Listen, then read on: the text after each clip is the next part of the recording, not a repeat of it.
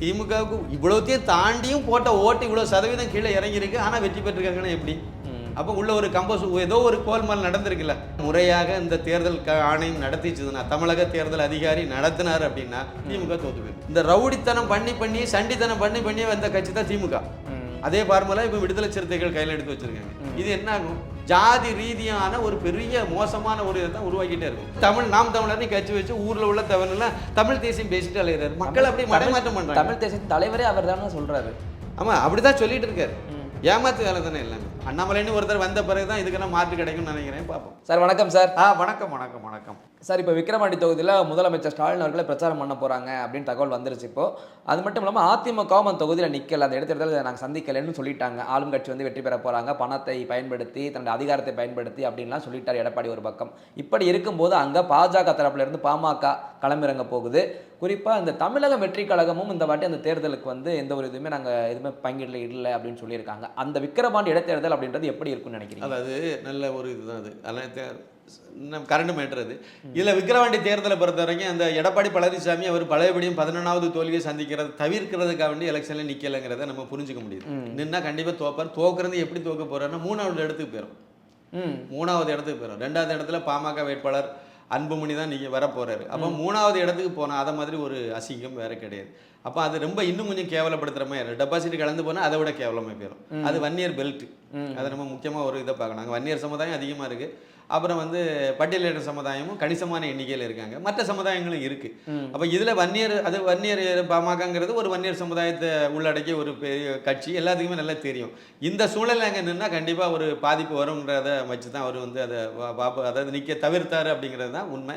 மற்றபடி வந்து தேர்தல் கமிஷனை பொறுத்த வரைக்கும் வந்து சத்யபிரகாஷ் சாகு வந்து ஒரு நேர்மையான அதிகாரியாக இல்லை அப்படிங்கிறது என்னுடைய. திமுகவுக்கு சொம்பு தூக்குற, இல்லைன்னா அண்ணா அறிவாலயத்துக்கு வந்து வக்காலத்து வாங்குறதுன்னு கூட வெளிப்படையாக அவர் பேச மாட்டார். அந்த ஒரு திமுகவினுடைய கொத்தடிமைன்னு வச்சுருங்க. அவ்வளோதான், சந்தேகமே கிடையாது. அவர் நடந்த ஈரோடு கிழக்கில் என்ன நடந்துச்சு உங்களுக்கும் தெரியும், எனக்கும் தெரியும். மக்களெல்லாம் கொண்டு போய் பட்டியல் எடுத்தாங்க. அந்த தேர்தலை ஏன் ரத்து பண்ணல? இவர் தான் அன்னைக்கும் தலைமை தேர்தல் அதிகாரி தமிழகத்துக்கு. அதை ரத்து பண்ணியிருக்கலாமே. ஒரு ஓட்டுக்கு 10,000 ரூபா கொடுத்தது இவருக்கு தெரியாதா? அப்போ தெரியாதவரை எப்படி அதிகாரியாக வச்சிருக்க முடியும்? அப்போ அதெல்லாம் ஒரு களை பிடுங்க வேண்டிய இடம். அவங்க நேரடியாக தேர்தலை நடத்த வேண்டியது அவருடையது. தமிழகத்தில் அதிகாரிகள் சரியில்லைன்னா வெளிமாநிலத்திலேருந்து அதிகாரிகள் கொண்டு இறக்குங்க. நீங்கள் இந்த அதிகாரிகள்லாம் ஈரோட்டில் இதெல்லாம் சரியாக வேலை பார்க்கல, திமுகவுக்கு ஆளுங்கட்சிக்கு சாதகமாக செயல்பட்டாங்க, அதனால விக்கிரவாண்டியில் வந்து தேர்தல் பணியில் ஈடுபடக்கூடிய அதிகாரிகளை வெளிமாநிலத்திலேருந்து கொண்டு வாங்க, ஆந்திராவிலேருந்து கொண்டு வாங்க, ஊபியிலேருந்து கொண்டு இறக்குங்க. யார் உங்களை தடுக்க போகிற? வெளிமாநிலத்திலிருந்து துணை இராணுவ படையெல்லாம் கொண்டு போய் பாதுகாப்புக்கு இறக்குறோம். அதே மாதிரி நீங்கள் அங்கேருந்து இவங்களையும் கொண்டு வந்து இறக்குங்க. அவன் ஏதாவது பண்ணாலும் சுட்டு தெரியுமா? அவ்வளோதான். ரொம்ப ஸ்ட்ரைட்டாக நிற்பான்ல, அவன் வேலையை மட்டும் கரெக்டாக பார்ப்பான்ல. இவங்க பண்ணலைன்னு உங்களுக்கு பண்ணலை, ஈரோடு கிழக்கில் கரெக்டாக வேலை பார்க்கல அப்படின்னா நீங்கள் அதிகாரிகள்லாம் வெளியிருந்து கொண்டு வரலாமா? உங்களுக்கு யாரை தடுத்தா? எல்லாத்துக்கும் மேலே தேர்தலுக்கு முந்தின நாள் ரத்து பண்ணுங்க. 10,000 ரூபா கொடுத்து விட்டாங்க திமுக காரன்னு உங்களுக்கு தெரியுது. அப்புறம் ஏன் நீங்கள் வந்து அது தெரிஞ்சுக்கிட்டு ஏன் பேசாமல் இருக்கீங்க? ஈரோடு கிழக்கு இதிலெல்லாம் எல்லா கட்சிக்காரங்களும் தான் வீடியோ எடுத்து அனுப்புனாங்க. என்ன நடவடிக்கை எடுத்தார் இவர்? நடந்து முடிந்த பாராளுமன்ற தேர்தலில் என்ன நடந்துன்னு நினைக்கிறீங்க? இவரும் ஒரு காரணம். எல்லா பூத்துக்கள்லையும் ஒரு 100-150 ஓட்டு திமுகவுக்கு போகிறதுக்கு இவரும் ஒரு காரணமாக தான் இருந்தாருன்னு நான் நேரடியாகவே சொல்லுவேன். ஸ்ட்ராங் ரூமில் வந்து பவர் கட்டு எப்படி சார் வந்துச்சு? ஈரோட்டில் எப்படி வந்துச்சு? நீலகிரியில் எப்படி வந்துச்சு? இது மாதிரி பல இடங்களில் வந்துச்சு. அதை கூட உங்களுக்கு சரியாக வைக்க முடியலன்னு தேர்தல் கமிஷனர் அதிகாரி என்ன பண்ணிட்டு இருக்காரு? சத்யபிரகாஷ் சாகுரா இவர் என்னத்தை பண்ணிட்டு இருக்காரு? அப்போ இவங்க வந்து திமுகவுக்கு ஒரு கொத்தடிமை வேலை பார்க்குறாங்கிறது அப்பட்டமாக புரியுதா இல்லையா? பேருக்கு அதாவது நீங்கள் வேற இதெல்லாம் நீங்கள் ரொம்ப சுற்றி வளைச்சி ஆராய்ச்சி பண்ண வேண்டிய அவசியமே இல்லை.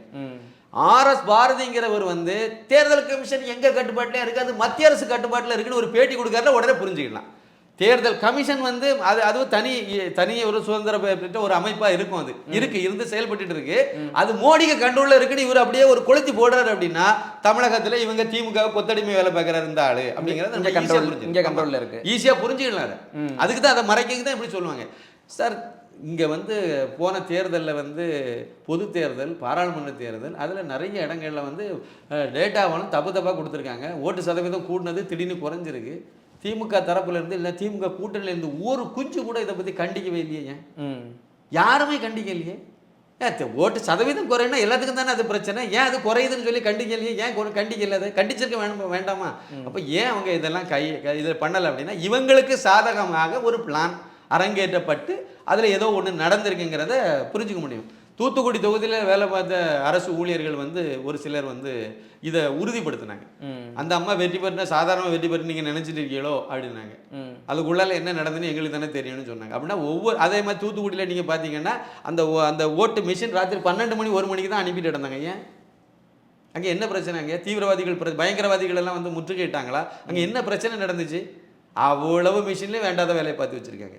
வேணா ஒரு விசாரணை கமிஷன் வைங்க. இந்த தமிழக இது இல்லை, மத்திய அரசு சிபிஐலேருந்து வைக்க சொல்லுவோம். தமிழகத்தில் நடந்த அவ்வளவு தேர்தலில் ஈடுபட்ட அத்தனை அதிகாரியும் வந்து விசாரணை நடத்த வைப்போம், தனித்தனியாக விசாரணை நடத்த வைப்போம். அவங்ககிட்ட ரிப்போர்ட் எல்லாம் வாங்குங்க. இப்போ இந்த உண்மையெல்லாம் வெளியே வந்துடும். கொடுக்க தமிழ்நாட்டில் ஒரு பெரிய மோசடி அரங்கேட்டு தான் இங்கே 40க்கு 40ன்னு சொல்லிட்டு நெஞ்சம் மலத்திட்டு போய் இருக்காங்க. ஒன்று பணத்தை கொடுத்தாங்க, ஒன்று ஓட்டை நீக்குனாங்க.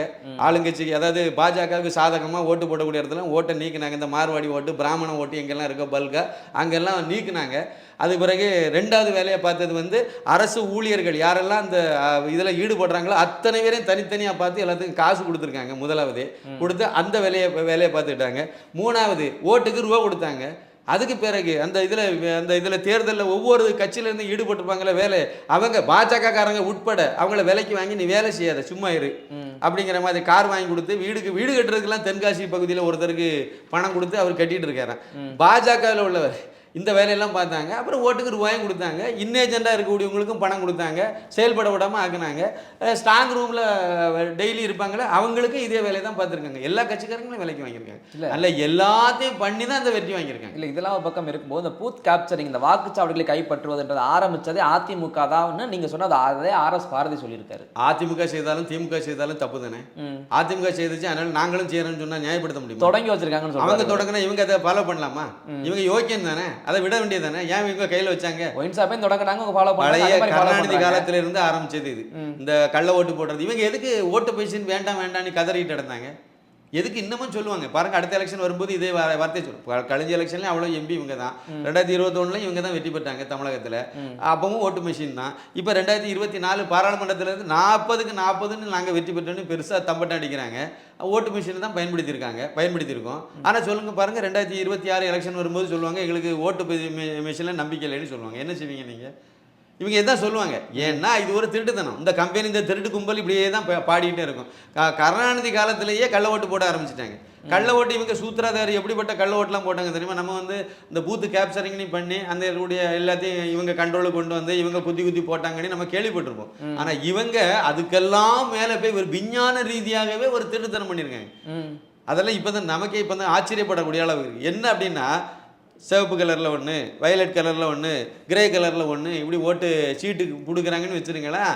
அதில் உங்கள் பூத்துக்கு இப்போ என்ன இதில் வருதோ அந்த இதில் வருதில்ல, நீங்கள் வந்து கிழிச்சு கொடுப்பீங்க. அதில் வந்து இவர் யாருக்கு வேணாலும் ஓட்டு போடுவார். ஒரு சீட்டு தான் வரும், அதில் ஓட்டு போடுவார். போட்டுட்டு அங்கே ஒன்று போட்டுவார். எம்பிக்கு ஒன்றுனா ஒரு கலரு, எம்எல்ஏக்கு ஒரு கலரு, மற்றவங்க இன்னொரு கலர், இப்படி வரணும் கலர் வரணும்னு வச்சுருங்க. இப்போ இவங்க என்ன பண்ணனா, வயலட் கலரில் இன்றைக்கி ஓட்டு இதில் வருது அப்படின்னா அந்த வயலட் கலரில் அது எந்த மாதிரி தரத்தில் இருக்கும், அந்த பேப்பர் குவாலிட்டி எப்படி இருக்கும், என்ன சைஸில் இருக்கும், இதெல்லாம் வந்து முதலே அங்கே எப்போ அதை பிரிண்ட் பண்ண ஆரம்பிக்காம அப்பவுமே வெளியே இவங்க எடுத்துடுறாங்க திமுக தரப்பில். இவன் டூப்ளிகேட்டாக அதே சின்னம் அது சின்னம் ஃபைனல் ஆனவுடன் தான் பண்ண முடியும். ஒன்றாவது இது இருக்கும், அவருக்கு பேர் இவருக்கு சின்னம், அந்த சைஸ் முதற்கொண்டு அதை அப்படியே ஸ்பெசிஃபிக் காப்பி மாதிரி அந்த சீட்டு இவங்க கையில் வாங்கிடுறாங்க. எடுத்து திருட்டுத்தனமாக எடுத்து இவங்களே பிரிண்ட் பண்ணிக்கிறாங்க. பிரிண்ட் பண்ணி இப்போ ஒவ்வொரு தொகுதிக்கும் இதே மாதிரி தான், தொகுதி ஃபுல்லாக ஒரே இது தான் இருக்கும். அதில் நீங்கள் இப்போ ஓட்டு போட போறீங்கன்னா ஒரே ஒரு ஓட்டு நீங்கள் கிழிச்சு தருவீங்க, உள்ளே போவீங்க. அங்கே போனோட 10 இதை பாக்கெட்டில் வச்சுருப்பீங்க, அதையும் எடுத்து உள்ளே போட்டுருவீங்க. ஒரு ஓட்டு போடுறதுக்கு பதிலாக நீங்கள் 11 ஓட்டை உள்ளே போட்டு எல்லாம் ரெடியாக பாக்கெட்டில் வச்சுருக்கீங்க, தூக்கி உள்ளே போட்டு போயிட்டே இருப்பீங்க. நீங்கள் ஓட்டு கவுண்டிங் அங்கே வரும்போது எண்ணி முடியும் போது தான் மொத்த ஓட்டு இவ்வளோ இருக்கணும். ஆனால் அதில் ஒரு 400 ஓட்டு கூடி போச்சு. அதிகாரி என்ன பண்ணுவார்? சமாளிக்க தானே செய்வார். அதுக்கு ஏதாவது சப்ப காரணத்தை சொல்லி அதை அப்படியே பூசி மெழுக்கி விட்டுருவாங்க. முடிஞ்சு போச்சு கதை. இப்போ வெற்றி பெற்றார்.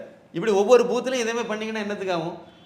ஒவ்வொருத்தரும் ஆளுக்கு 8-10 ஓட்டை இதுமாதிரி போட்டால் என்ன? இதெல்லாம் பண்ண ஆட்கள் இப்போவும் இந்த ஓட்டு மிஷினை வந்து இவங்க குறை சொல்லிகிட்டே தெரிஞ்சுட்டு அந்த மிஷினையே இவங்க விஞ்ஞான ரீதியாக எப்படியெல்லாம் கையாளணுமோ அதை ஆண்டிருப்பாங்க தமிழ்நாட்டில்ங்கிறது தான் என்னுடையது. கண்டிப்பாக. ஏன்னா பெரிய அதிருப்தியாகி நீங்கள் திமுகவுக்கு இவ்வளோத்தையும் தாண்டியும் போட்ட ஓட்டு இவ்வளோ சதவீதம் கீழே இறங்கியிருக்கு, ஆனால் வெற்றி பெற்றிருக்காங்கன்னா எப்படி? அப்போ உள்ள ஒரு ஏதோ ஒரு கோல்மால் நடந்திருக்குல்ல. அதனால் விக்கிரவாண்டி தேர்தலை ஒழுங்காக முறையாக இந்த தேர்தல் ஆணையம் நடத்திச்சுதுன்னா, தமிழக தேர்தல் அதிகாரி நடத்தினார் அப்படின்னா திமுக தோற்று போயிடும். கண்டிப்பாக தோற்று போயிடும். ஏன்னா அதுக்கு காரணம் என்ன அப்படின்னா இப்போ அங்கே நிற்கிற புகழேந்தி இறந்து போயிட்டாரு. புகழேந்தி வந்து விழுப்புரம் தெற்கு மாவட்ட திமுக செயலாளராக இருந்தவர். ஆமாம், திமுக செயலாளர். அவர் இறந்து போயிட்டார். இப்போ அங்கே யாரை, அவர் வன்னியர். இப்போ அங்கே யாரை வச்சுருக்காங்க, கௌதம சிகாமணியும் வச்சுருக்காங்க, ஒரு வன்னியர் கிடையாது. அப்போ அந்த அந்த அந்த அந்த மாவட்டத்துக்கு, தெற்கு மாவட்டத்துக்கு கட்சி ரீதியாக ஒரு வன்னியர் கூட பொறுப்பு கொடுக்கல. நீங்கள் எப்படி ஓட்டு போடுவாங்க வன்னியர்களெல்லாம்? பணத்தை கொடுத்தா ஓட்டு போடுவாங்க நம்புறீங்க, போடுவாங்கன்னு எப்படி சொல்ல முடியும்? அதே மாதிரி இப்போ பாமகவில் இருந்து நிற்கிறவர் வந்து அன்புமணி வேட்பாளர். இவர் 2016 அதே தொகுதியில் நின்று 41,000 ஓட்டு வாங்கினவர். ஏற்கனவே நின்று பழக்கப்பட்ட வேட்பாளர் தான் களத்தில் இறக்கியிருக்காங்க. அவர் வன்னியர் சங்கத்திலையும் மாநில துணைத் தலைவர் நினைக்கிறேன். பாமகவிலையும் மாநில துணைத் தலைவர் போஸ்டிங்கில் இருக்கார். அதனால் வன்னியர் சமுதாயத்தில் அறியப்பட்ட ஒரு முகம் தான் அவர், சாதாரண ஆள் கிடையாது. அப்போ அப்படிப்பட்ட ஒருத்தர் தான் அவங்க களம் இறக்கியிருக்காங்க. பாமகவுக்கு இது மிகப்பெரிய ஒரு இந்த இதில் வெற்றி பெற்றால் அவங்க கட்சி இப்போ இந்த தேர்தல் கமிஷனுடைய அங்கீகாரத்தை இழந்து நிற்கிது அப்படிலாம் சொல்கிறாங்கல்ல, அதெல்லாம் தாண்டி அது ஒரு பெரிய சிறப்பான ஒரு இடத்துக்கு அந்த கட்சி மக்கள் மத்தியில் போய் சேர்ந்துடும். அப்போ அதனால் இது எப்படியாவது வெற்றி பெற வைக்கணுங்கிறதுல டாக்டர் ராமதாஸும் சரி, அன்புமணி ராமதாஸும் சரி உறுதியாக இருக்காங்க. இதுக்கு வந்து அண்ணாமலையிலிருந்து எல்லா கூட்டணி தலைவர்களும் ஒருங்கிணைஞ்சு நிற்கிறாங்க. ஒரு அதாவது ஒரு அதிர்ஷ்டவசமாக அவர் எடப்பாடி பழனிசாமி வேட்பாளர் நிப்பாட்டாமல் போனதும் சரி, தேமுதிகலேருந்து வேட்பாளரை நிப்பாட்டாமல் அவங்க புறக்கணிச்சதும் சரி, இது எல்லாமே திமுகவுக்கு சாதகமாக வராது. எல்லாமே பாமகவுக்கு சாதகமாக தான் வரும். திமுகவில் உள்ள ஒரு வேளை இப்போ வந்து அண்ணா திமுகவில் உள்ள பட்டியலின சமுதாயத்தில் உள்ளவங்க ஒரு வேளை அங்கே ஜாதி ரீதியான கிரவுண்டு களம் அங்கே நடக்க போகுது. அதனால அவங்க வேணால் திமுகவுக்கு ஓட்டு போடலாம். அண்ணா திமுகவில் இல்லை தேமுதிகவில் உள்ள பட்டியலின அது குறைந்த சொற்ப எண்ணிக்கையில் தான் இருக்க வாய்ப்பு இருக்கும். அவங்க வேணால் இதுக்கு ஓட்டு போடலாம். ஆனால் வன்னியராக இருக்கக்கூடியவங்க, அண்ணா திமுகவில் இருக்கக்கூடிய வன்னியர், அப்புறம் தேமுதிகவில் இருக்கக்கூடிய வன்னியர் சமுதாயத்தை சார்ந்தவங்க, இவங்க எல்லாம் எப்படி திமுகவுக்கு ஓட்டு போடுவாங்க? வாய்ப்பே இல்லை. அது அவ்வளவும் பாமகவுக்கு வரும். அதனால தான் RS பாரதி கதர்றாரு. அது வந்து ஒருத்தங்க சொல்கிறாங்க இது வந்து மோடி சொல்லி தான் இவர் வந்து எடப்பாடி வந்து இது எலெக்ஷனில் நிற்கலைங்கிறாங்க. இன்னொரு தரப்பில் சொல்கிறாங்க இது வந்து பாஜகவுக்கும் எலெக்ஷனில் நிற்கலையே, பாஜகவுக்கும் எடப்பாடிக்கும் வந்து கள்ள காதல்ங்கிறாங்க. இதெல்லாம் என்னத்தினுடைய வெளிப்பாடு? பாஜக தான் எலெக்ஷனில் நிற்கலையே, அங்கே பாமக தானே நிற்குது. அப்போ நீங்கள் பாமகவுக்கும் அவருக்கும் கள்ள காதல்னு சொல்லுங்கள், அப்படி தானே சொல்லணும். ஆனால் இல்லை, ஏன்னா தோல்வி பயம் எப்பவுமே வந்து போச்சு அவங்களுக்கு. வெற்றி பெறதான் அவ்வளோ ஈஸி இல்லைன்னு அவளுக்கு புரிஞ்சு போச்சு. அவங்கள நீங்கள் என்னெல்லாமோ வன்னியர் சமுதாயத்தை துரோகம் தான், எந்த சமுதாயத்துக்கும் இவங்க நல்லதே பண்ணல. நான் முன்னாடி ஒரு கேள்வி கேட்டேன், ஆனால் முதலமைச்சரை உட்கார வச்சிடறாங்களே கொண்டு போய். ஆமாம், முதலமைச்சரை கொண்டு உட்கார வச்சு அப்படித்தான். இதெல்லாம் ஏமாத்து வேலை தானே. ஜாதிக்கு இடையிலேயே சிண்டு முடிச்சு விட்டு சார் சமூக நீதின்னு சொல்கிறாங்க. ஜாதி இல்லாத இதெல்லாம் நாங்கள் பண்ணணும்னு சொல்கிறாங்க.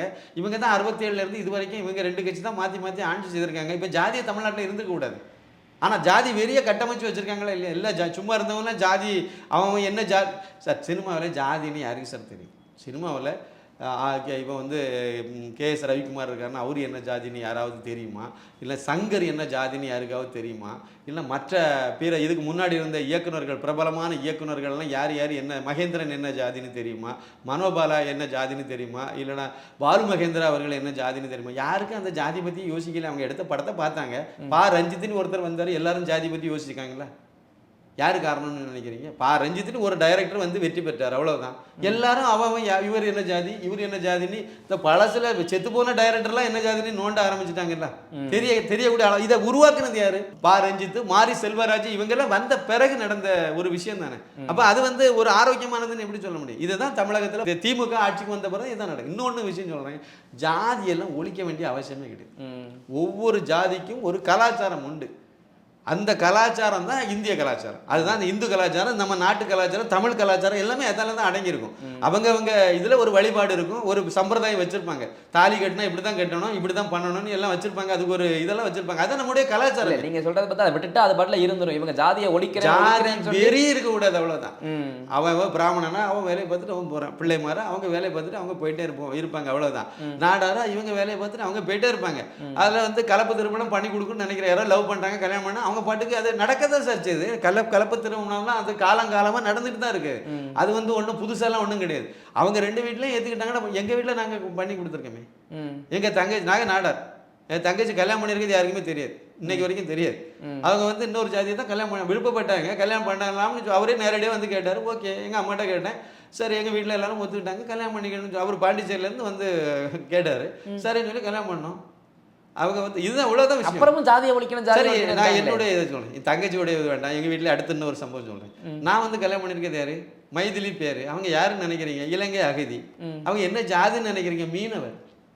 திரிகோணமலை. நேரடி உதாரணம் நானே இருக்கேன். இந்த இடத்துல நீங்க வந்து சீமான சொல்லணும். ஊரு பூதா நான் ஒரு இலங்கை அகதியா தான் கல்யாணம் பண்ண போறேன், இலங்கை அகதியா தான் கல்யாணம் பண்ண ஊரு பூதா சொல்லிட்டு கடைசியில கல்யாணம் பண்ணது யாரு? இலங்கை அகதியிலையும் வந்து இலங்கையில போர்ல ஈடுபட்டு மரணம் அடைந்த ஒரு மாவீரனுடைய மனைவியை கல்யாணம் பண்ணணும்னு சொல்லிட்டு நடந்தார். இப்ப கல்யாணம் பண்ணிருக்கிறது யாரு? முன்னாள் சபாநாயகர் காளிமுத்துனுடைய 2வது பொண்டாட்டிங்க மகளை எதை ஒன்று கல்யாணம் பண்ணியிருக்காரு. அந்த அம்மாவும் தெலுங்கு. அவங்க ஒரு வீரராக தான் இருப்பாரு. அவங்களும் தெலுங்கு. அவங்க தமிழே கிடையாது முதல். அப்புறம் இவர் மட்டும் என்னதான் இந்த ஈரவங்க, இது மலையாளம், மலையாளி. இவருடைய பூர்வீகத்தை நோண்டுங்க, இது மலையாளி, கேரளாலேருந்து வந்தவர் இவர். ஆனால் இவர் தமிழ், நாம் தமிழர்னு கட்சி வச்சு ஊரில் உள்ள தமிழ்லாம் தமிழ் தேசியம் பேசிட்டு அலைகிறாரு. மக்கள் அப்படி மடைமாற்றம் பண்ணுறாங்க. தமிழ் தேசியத்தின் தலைவரே அவர் தானே சொல்றாரு. ஆமாம், அப்படிதான் சொல்லிட்டு இருக்காரு. ஏமாத்து வேலை தானே எல்லாமே. அதே கதை தான். இவங்கள நோண்டினீங்கன்னா இப்படி தான் போய் சேருது. அதெல்லாம் ஜாதி வந்து இருக்கிறதுல எந்த இதுவும் கிடையாது. இதனால வந்து அந்த ஜாதி ஒசத்தி இல்லை, அந்த மீனவர் சமுதாயம் மனைவி வழி தான் அவங்க தான் ஒசத்தின்னு யாரும் சொன்னதே இல்லை. இல்லை நாங்கள்லாம் வந்து உசத்தி இல்லைன்னா தாழ்த்தின்னு அவங்க நினைச்சதும் கிடையாது. நாங்கள் வாழ்ந்துட்டு இருக்கோமே, 2 பேரும் கண் கூட வாழ்ந்துட்டு இருக்கோமே, இது வரைக்கும் வாழ்றோம், இன்னமும் வாழ தான் போகிறோம். இல்லை என்ன இது வரப்போகுது. அதனால ஜாதி இருந்துட்டு போகுது. அதில் வந்து அந்த இடையில வந்து ஒரு சிண்டை முடிச்சு விடுறாங்கல்ல, வன்னியர்களை விட பறையர்கள் தாழ்ந்தவர்களா அப்படின்னு சொல்லி ஒரு கேள்வியை போட்டு பறையனை அதை வன்னியரை வெட்டு, வன்னியர் பெண்ணை கட்டு, இந்த மாதிரி சொல்றது, கவுண்டச்சியை வெட்டு, கவுண்டனை வெட்டு, கவுண்டச்சியை கட்டுன்னு சொல்றது, இதுதான் தப்புன்னு சொல்லணும். இதை திருமாவளவன் இதுதான் போதிக்கிறாரு. இதுதான் தப்புன்னு நம்ம சொல்லணும். இதெல்லாம் தேவையில்லாத ஆணிங்கன்னு சொல்கிறோம். இவ்வளோ வருஷம் கிடந்து என்னெல்லாமோ வந்து கல்வியை சொல்லிக் கொடுங்க சார். நீங்கள் வந்து நீங்கள் தாழ்ந்த ஜாதின்னு உங்களுக்கு உள்ளே ஒரு தாழ்வு மனப்பானையும் வச்சுருக்கீங்களா? ஒன்றும் வேண்டாம், ஐபிஎஸ் ஆக்கிருங்க. அவனை தேடி பிராமண பொண்ணே வந்து நிற்கும்.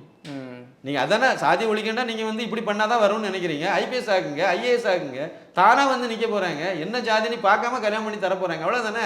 அப்போ நான் கட்ட பஞ்சாயத்து நடத்துறதுக்கு கொஞ்சம் ரவுடிகளை உருவாக்குவேன். 10 கேஸாவது எஃப்ஐஆர் இருக்கணும். அவன் தான் வந்து விடுதலை சிறுத்தைகளுடைய ஒரு தொண்டனாக இருப்பான்னு சொல்லி ஒரு தலைவன் சொல்கிறேன்னா, இதெல்லாம் ஒரு தலைவரை அவர் சொல்லிக் கொடுத்து இப்படி ரவுடிகளாகவே உருவாக்கி வச்சுங்கன்னா எவன் உங்கள் இதில் வருவான்? உங்கள் பக்கமே வரமாட்டானே. இப்போ ரவுடித்தனத்தினால நீங்கள் வந்து மக்களை பயமுறுத்தி வைக்கலாம்னு நினச்சா எவ்வளோ நாள் வைப்பீங்க? இப்போ அங்கே ஒரு நம்ம தமிழகத்தில் ஒரு அரசியல் சூழல் அப்படி இருக்குது. இந்த ரவுடித்தனம் பண்ணி சண்டித்தனம் பண்ணி வந்த கட்சி தான் திமுக. அதே ஃபார்முலா இப்போ விடுதலை சிறுத்தைகள் கையில் எடுத்து வச்சுருக்காங்க. இது என்ன ஆகும்? ஜாதி ரீதியான ஒரு பெரிய மோசமான ஒரு இதை தான் உருவாக்கிட்டே இருக்கும். ஒரு வன்மத்தை விதைச்சி வச்சுக்கிட்டே இருக்கும். எப்போ இருந்தாலும் அந்த இது வெடிக்கிற மாதிரி தான் ஒரு சூழ்நிலையை கட்டமைச்சிட்டு இருக்காங்க. பார்ப்போம். அண்ணாமலைன்னு ஒருத்தர் வந்த பிறகு தான் இதுக்கெல்லாம் மாற்று கிடைக்கும்னு நினைக்கிறேன். பார்ப்போம். ஓகே சார், உங்கள் நேரத்தை ஒதுக்கி பதில் தந்தமைக்கு ரொம்ப நன்றி. தொடர்ந்து பேசுவோம். மிக்க நன்றி. நன்றி, வணக்கம்.